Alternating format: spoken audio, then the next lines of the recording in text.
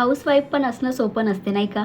घर म्हटलं की फक्त कपडे, भांडी, स्वयंपाक केल्यानेच होत नाही, तर कितीतरी अशी कामे असतात जी आपल्याला दर 15 दिवसांनी करावीच लागतात. आणि जर का ती कामे नाही केली तर धान्यांना किडे लागणे, घरात कॉकरोच होणे या गोष्टी सुरू होतात.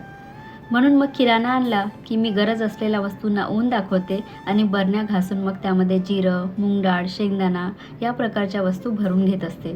आणि आपल्याकडे धूर वगैरे असेल तर मग दर 15 दिवसांनी रॅकवरचे जे पेपर असतात ते चेंज करावेच लागतात. सायंकाळी गाजरचा हलवा बनवायला घेतला.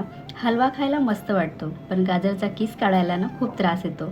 तूप नव्हतं म्हणून मग तेलामध्येच किस भाजून घेतला.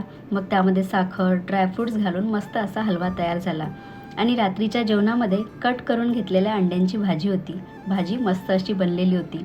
जेवणानंतर निवांत झोपलेला होता म्हणून रॅकवरचे 1-2 पेपर जे आहेत ते चेंज करून घेतले. चला तर ब्लॉग इथेच एंड करते. भेटूया पुढच्या ब्लॉगमध्ये. तोपर्यंत बाय बाय.